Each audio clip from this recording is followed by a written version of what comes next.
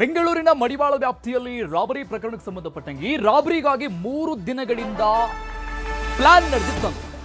ಬಿಟ್ಕಾಯಿನ್ನಲ್ಲಿ ಹೂಡಿಕೆ ಮಾಡಿಸುವುದಾಗಿ ಕರೆಸಿಕೊಂಡು ರಾಬರಿ ಮಾಡಲಾಗಿದೆ. ಪಕ್ಕಾ ಪ್ರೀ ಪ್ಲಾನ್ ಮಾಡಿ ಈ ರಾಬರಿಗಾಗಿ 3 ದಿನಗಳಿಂದ ನಡೆದಿತ್ತು ಮಹಾ ಪ್ಲಾನ್.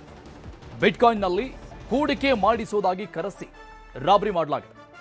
ಇಂಡೋನೇಷ್ಯಾದಲ್ಲಿರುವ ನವೀನ್ ಮೂಲಕ ಪರಿಚಯ ಈ ವ್ಯಕ್ತಿಯಾಗಿದ್ದು, ಕೇರಳ ಯುವಕರನ್ನ ಶಾಹೀನ್ಗೆ ನವೀನ್ ಪರಿಚಯಿಸಿದ. ಆತ ಇಂಡೋನೇಷ್ಯಾದಲ್ಲಿದ್ದಾನೆ. ಕೇರಳ ಯುವಕರನ್ನ ಈತ ಪರಿಚಯ ಮಾಡಿಸಿದ್ದು ಟ್ರೇಡಿಂಗ್ನಲ್ಲಿ ಹೂಡಿಕೆ ಮಾಡಿ ಲಾಭ ಕೊಡಿಸ್ತೀವಿ ಅನ್ನುವಂತಹ ಆಸೆ ಆಮಿಷಗಳನ್ನು ನೋಡಿದ್ದು. ಜೂನ್ 15ರಂದು ಕೇರಳದಿಂದ ಜುನೇಶ್ ಮತ್ತು ಸಫೀರ್ ಇಬ್ರು ಬಂದಿದ್ದು. ರಾಬರಿಗೂ ಮುನ್ನ 2 ಬಾರಿ ಇಬ್ಬರ ಭೇಟಿಯಾಗಿದೆ. ಇಂದಿರಾನಗರದಲ್ಲಿ ಭೇಟಿಯಾಗಿದ್ದ ಶಾಹೀನ್ ಈ ಮಾತಿನಂತೆ 20 ಲಕ್ಷ ಹಣವನ್ನು ಕೂಡ ತಂದಿದ್ರು ಅನೀಶ್ ಮತ್ತು ಸಫೀರ್.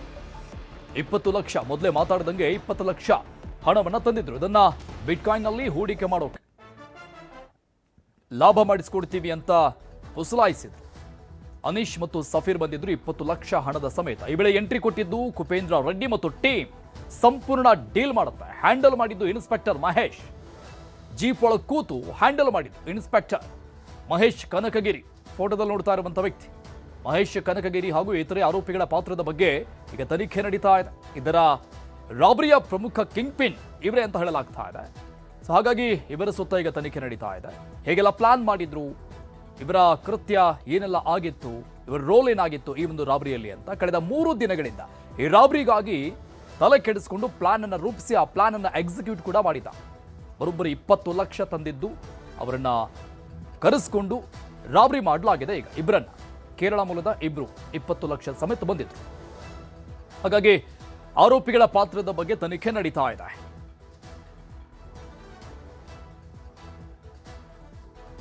ಡೀಟೇಲ್ಸ್ ಕೊಡ್ತಾರೆ ನಮ್ಮ ಪ್ರತಿನಿಧಿ ಮಂಜುನಾಥ್ ಲೈವ್ನಲ್ಲಿ ಜಾಯ್ನ್ ಆಗ್ತಾ ಇದ್ರೆ. ಮಂಜು, ನಿಜಕ್ಕೂ ಕೂಡ ಆಶ್ಚರ್ಯಕರ ಬೆಳವಣಿಗೆ ಇದು. ದುಡ್ಡು ಅಂದ್ರೆ ಹೆಣ ಕೂಡ ಬಾಯಿ ಬಿಡುತ್ತೆ ಅಂತಾರಲ್ಲ, ಅದು ಸುಳ್ಳಲ್ಲ. ರಕ್ಷಣೆ ಮಾಡುವಂತಹ ಆರಕ್ಷಕರೇ ಈ ರೀತಿಯಾಗಿ ಮಾಡಿಬಿಟ್ರೆ ಯಾರನ್ನು ನಂಬೋದು ಅಂತ. ಎಸ್, ಖಂಡಿತವಾಗ್ಲೂ ಅವ್ರನ್ನ. ಯಾಕಂದ್ರೆ ಪೊಲೀಸ್ ಇನ್ಸ್ಪೆಕ್ಟರೇ ಈ ರೀತಿ ರಾಬರಿ ಪ್ರಕರಣದಲ್ಲಿ ಭಾಗಿಯಾಗ್ತಾರೆ, ಅವರೇ ಮುಂದೆ ನಿಂತ್ಕೊಂಡು ರಾಬರಿ ಮಾಡಿಸ್ತಾರೆ ಅಂತ ನಿಜಕ್ಕೂ ಕೂಡ ಯಾರು ಊಹೆ ಕೂಡ ಮಾಡಿರಲಿಲ್ಲ. ಯಾಕಂದ್ರೆ ಇದೇ ಇನ್ಸ್ಪೆಕ್ಟರ್ ಇದೇ ಒಂದು ಸೌತ್ ಈಸ್ಟ್ ಡಿವಿಷನ್ ಅಲ್ಲಿ ಹಿಂದೆ ಇನ್ಸ್ಪೆಕ್ಟರ್ ಆಗಿದ್ರು. ಇನ್ಸ್ಪೆಕ್ಟರ್ ಆಗಿದ್ದಂತ ಸಂದರ್ಭದಲ್ಲಿ ಈ ಕುಪೇಂದ್ರ ರೆಡ್ಡಿ ಎನ್ನುವಂತ ವ್ಯಕ್ತಿ ಕೂಡ ಅಷ್ಟೇ ಪರಿಚಯ ಆಗ್ತಾನೆ. ಕುಪೇಂದ್ರ ರೆಡ್ಡಿ ರಿಯಲ್ ಎಸ್ಟೇಟ್ ಮಾಡ್ಕೊಂಡಿರ್ತಾರೆ. ಈ ಒಂದು ಪರಿಚಯ ಇವತ್ತು ರಾಬರಿ ಪ್ರಕರಣದಲ್ಲಿ ಸಿಲುಕುವಂತೆ ಮಾಡಿರುವಂತದ್ದು. ಯಾಕಂದ್ರೆ ಇದು ಕೇವಲ 1 ದಿನ ಮಾಡ್ಕೊಂಡಿದ್ದಂತ ಪ್ಲಾನ್ ಅಲ್ಲ, ಬದಲಾಗಿ ಪೊಲೀಸರ ಇನ್ವೆಸ್ಟಿಗೇಷನ್ ಅಲ್ಲಿ 3 ದಿನಗಳಿಂದಲೂ ಕೂಡ ಅಷ್ಟೇ ಇವರು ಮಾಸ್ಟರ್ ಪ್ಲಾನ್ ಮಾಡಿರುವ ವಿಚಾರ ಕೂಡ ಬಯಲಾಗಿರುವಂತದ್ದು. ಇದರ ಕಂಪ್ಲೀಟ್ ಆಗಿ ಮಾಸ್ಟರ್ ಮೈಂಡ್ ಈ ಕುಪೇಂದ್ರ ರೆಡ್ಡಿ ಅನ್ನುವಂಥದ್ದು ಕೂಡ ಪೊಲೀಸರ ತನಿಖೆ ವೇಳೆ ಬಯಲಾಗಿದೆ. ಈ ಕುಪೇಂದ್ರ ರೆಡ್ಡಿ ಏನಿದ್ದಾನೆ ಈತ ಆತನದ್ದೇ ಒಂದು ಗ್ಯಾಂಗ್ ಅನ್ನು ಇಟ್ಕೊಂಡಿರ್ತಾರೆ. ಆ ಒಂದು ಗ್ಯಾಂಗ್ ನ ಮೂಲಕವಾಗಿ ಕೇರಳ ಮೂಲದ ಯುವಕರನ್ನ ಆತ ಅಪ್ರೋಚ್ ಮಾಡ್ತಾರೆ. ಕೇರಳ ಮೂಲದ ಯುವಕರು ಅಪ್ರೋಚ್ ಮಾಡಿದ್ದಾದಂತಹ ಬಳಿಕ 20 ಲಕ್ಷ ಹಣವನ್ನು ತಗೊಂಡು ಬನ್ನಿ, ಇಲ್ಲಿ ನೀವು ಹಣವನ್ನು ಹೂಡಿಕೆ ಮಾಡಿ ಲಾಭಾಂಶವನ್ನು ಹೆಚ್ಚಿನ ಸಂಖ್ಯೆಯಲ್ಲಿ ಕೊಡ್ತೀವಿ ಅನ್ನುವಂಥ ಒಂದು ನಂಬಿಕೆಯನ್ನು ಕೂಡ ಆತನಿಗೆ ಗಿಟ್ಟಿಸ್ತಾರೆ. ಅದರಂತೆ 20 ಲಕ್ಷ ಹಣವನ್ನು ಕೇರಳ ಮೂಲದ ಯುವಕರು ತಗೊಂಡು ಬೆಂಗಳೂರಿಗೆ ಬರ್ತಾರೆ. ಬೆಂಗಳೂರಿಗೆ ಬಂದಿದ್ದಾದಂತಹ ಬಳಿಕ ಸುಮಾರು 2 ಮೀಟಿಂಗ್ ಗಳನ್ನ ಮಾಡ್ತಾರೆ. ಒಂದು ಇಂದಿರಾನಗರದಲ್ಲಿ ಒಂದು ಮೀಟಿಂಗ್ ಮಾಡ್ತಾರೆ, ಅದಂತ ಬಳಿಕ HSR ಲೇಔಟ್ ಅಲ್ಲಿ ಮೀಟಿಂಗ್ ಮಾಡ್ತಾರೆ. ಆರಂಭದಲ್ಲಿ ಇವರ ಮಾತುಗಳನ್ನ ಕೇಳ್ಕೊಂಡಿದ್ದಾದಂತ ಬಳಿಕ 10 ಲಕ್ಷ ಹಣವನ್ನು ಹೂಡಿಕೆ ಮಾಡ್ತೀವಿ ಅಂತ ಕೂಡ ಕೇರಳದವರು ಹೇಳ್ತಾರೆ. ಆದ್ರೆ 10 ಲಕ್ಷ ಆಗಾದ್ರೆ ಆಗೋದಿಲ್ಲ, 20 ಲಕ್ಷ ಹೂಡಿಕೆ ಮಾಡಿ. ಕೇವಲ ನಾವಷ್ಟೇ ಅಲ್ಲ, ಇದರಲ್ಲಿ ಇನ್ಸ್ಪೆಕ್ಟರ್ ಕೂಡ ಇದ್ದಾರೆ. ಯಾಕಂದ್ರೆ ನಿಮ್ಗೆ ಯಾವುದೇ ಕಾರಣಕ್ಕೂ ಕೂಡ ಮೋಸ ಹೋಗೋಕೆ ಚಾನ್ಸ್ ಇಲ್ಲ ಅಂತ ಹೇಳ್ಬಿಟ್ಟು ಇನ್ಸ್ಪೆಕ್ಟರ್ ವಿಚಾರವನ್ನ ಆ ಒಂದು ಗ್ಯಾಂಗ್ಗೆ ಹೇಳ್ತಾನೆ. ಇದಾಗಿದ್ದಂತ ಬಳಿಕ ಈ ಒಂದು ಇನ್ಸ್ಪೆಕ್ಟರ್ ಅನ್ನು ಕೂಡ ಇದರಲ್ಲಿ ಭಾಗಿ ಮಾಡಿಸ್ಕೊಂತಾರೆ. ಇನ್ಸ್ಪೆಕ್ಟರ್ ವೆಹಿಕಲ್ ಅನ್ನ ಇದೇ ಒಂದು ಕುಪೇಂದ್ರ ರೆಡ್ಡಿ ಎಂಬಂತ ವ್ಯಕ್ತಿ ಕೂಡ ಅಷ್ಟೇ ಓಡಿಸ್ಕೊಂಡು ಹೋಗ್ತಾನೆ. ಓಡಿಸ್ಕೊಂಡು ಹೋಗಿದ್ದಾದಂತ ಬಳಿಕ ಮಡಿವಾಳ ಠಾಣಾ ವ್ಯಾಪ್ತಿಯಲ್ಲಿ ಲಾಡ್ಜ್ ಒಂದರಲ್ಲಿ ಇರ್ತಾರೆ. ಅವಾಗ ಇನ್ಸ್ಪೆಕ್ಟರ್ ಮತ್ತು ಕುಪೇಂದ್ರ ರೆಡ್ಡಿ ಇಬ್ರು ಕೂಡ ಅಷ್ಟೇ ಹೋಗಿ ಇನ್ಸ್ಪೆಕ್ಟರ್ ಕೆಳಗಡೆ ವೇಟ್ ಮಾಡ್ತಿದ್ದಾರೆ. ಕುಪೇಂದ್ರ ರೆಡ್ಡಿ ಮಾತ್ರ ಇನ್ಸ್ಪೆಕ್ಟರ್ ನ ID ಕಾರ್ಡ್ ಅನ್ನು ಕೂಡ ಅಷ್ಟೇ ತಗೊಂಡು ನೇರವಾಗಿ ಆ ಒಂದು ಕೊಠಡಿಗೆ ಹೋಗ್ಬಿಟ್ಟು ನಾವು ಪೊಲೀಸರು ಅಂತ ಹೇಳ್ಬಿಟ್ಟು ರೈಡ್ ಮಾಡ್ತಾ ಇದೀವಿ ಅಂತ ಹೇಳ್ಬಿಟ್ಟು ಅಲ್ಲಿದ್ದಂತ 20 ಲಕ್ಷ ಹಣವನ್ನು ಅಲ್ಲಿಂದ ತಗೊಂಡು ಬರ್ತಾನೆ.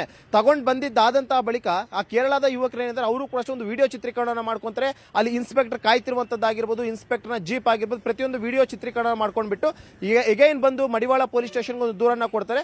ದೂರು ಕೊಟ್ಟಂತಹ ಬಳಿಕ ಗೊತ್ತಾಗುತ್ತೆ ಪೊಲೀಸರಿಗೆ ಇದರಲ್ಲಿ ಇನ್ಸ್ಪೆಕ್ಟರ್ ನ ಇನ್ವಾಲ್ವ್ಮೆಂಟ್ ಇದೆ ಅಂತ ಹೇಳ್ಬಿಟ್ಟು. ಯಾಕಂದ್ರೆ ಪೊಲೀಸರು ಆರಂಭದಲ್ಲಿ ಎಲ್ಲೊಂದ್ ಕಡೆ ಪೊಲೀಸರ ಸೋಗ್ನಲ್ಲಿ ಈ ರೀತಿಯಂತ ರಾಬರಿಯನ್ನ ಮಾಡಿರಬಹುದು ಅಂತ ಒಂದು ಊಹೆಯನ್ನು ಕೂಡ ಮಾಡ್ಕೊಂಡಿರ್ತಾರೆ.